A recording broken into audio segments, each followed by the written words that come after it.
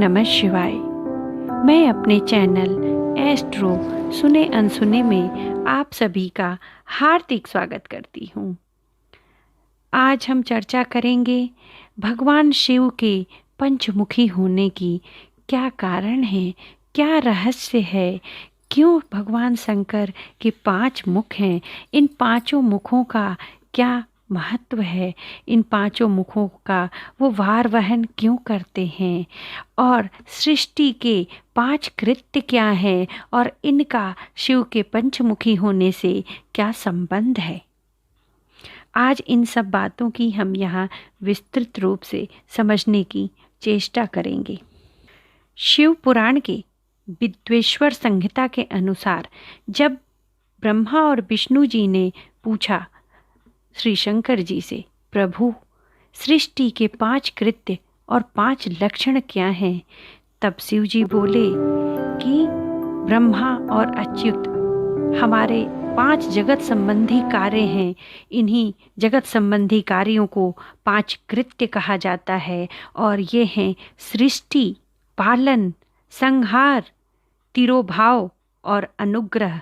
ये हमारे जगत संबंधी कार्य हैं जो नित्य सिद्ध हैं। पहला कृत्य है सृष्टि। जब जगत की संरचना हुई, जब संसार का बनना आरंभ हुआ, उसी को सर्ग या सृष्टि कहते हैं और यह भूतल में है, अर्थात पृथ्वी हमारा पहला तत्व पृथ्वी है, पंचतत्वों का पहला स्वरूप। भगवान का दूसरा कृत्य है पालन। भगवान द्वारा पालित होकर सृष्टि का सुस्थिर रूप में रहना ही उसकी स्थिति है और यह स्थिति जल में है। यह भगवान का दूसरा बनाया हुआ पंच तत्व है और यह उनके पालन के रूप में दूसरा कृत्य है। अब भगवान का तीसरा कृत्य है, भगवान के श्रीमुख से निकला हुआ तीसरा कृत्य है विनाश। विनाश अर्थात संहार, और यह संहार अग्नि में है। भगवान का चौथा कृत्य है तिरोभाव, और यह तिरोभाव वायु में है। प्राणों के उत्क्रमण को तिरोभाव कहते हैं, अर्थात जब प्राण विलीन हो जाते हैं, जब छुप जाते हैं, जब यह अंतर ध्यान हो जाता है हमारा प्राण तत्व, इसे तिरोभाव कहते हैं। और भगवान का 5वां कृत्य है अनुग्रह। अनुग्रह अर्थात सारे बंधनों से छुटकारा मिल जाना, और इस प्रकार से ये भगवान के 5 कृत्य हैं। और 5 कृत्य में सृष्टि के जो 4 कृत्य हैं वह संसार का विस्तार करते हैं, और 5वां कृत्य अनुग्रह और मोक्ष का है, और वह सिर्फ भगवान शंकर में ही अचल भाव से स्थिर रहता है। आज हम इन्हें पंच तत्वों के नाम से जानते हैं।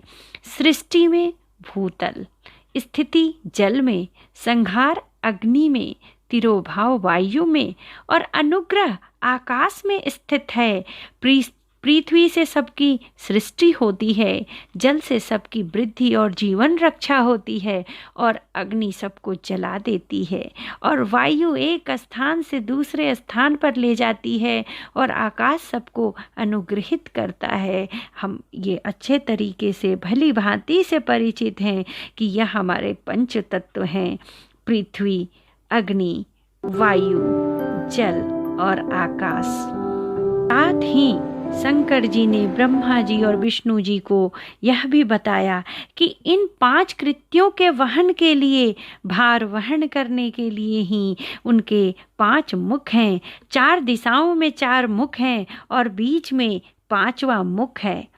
और उन्होंने साथ ही यह भी कहा कि तुम दोनों ने तपस्या करके मुझसे सृष्टि और स्थिति अर्थात पालन और सृष्टि का संरचना करने का 2 कृत्य मुझसे प्राप्त किया है, और यह तुम दोनों को अत्यंत प्रिय हैं। जैसा कि आप सभी जानते हैं कि ब्रह्मा जी सृष्टि की रचना करते हैं और भगवान विष्णु पालन करता है।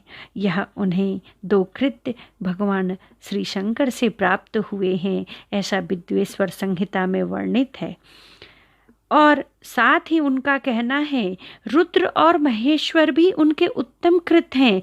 वे रूप, वेश, कृत, वाहन, आसन, आयुध में शंकर जी के समान हैं। अर्थात यह जो उनके दो उत्तम रूप हैं रुद्र और महेश्वर, वो भगवान शंकर के समान हैं और इनका काम है संहार और तिरोभाव।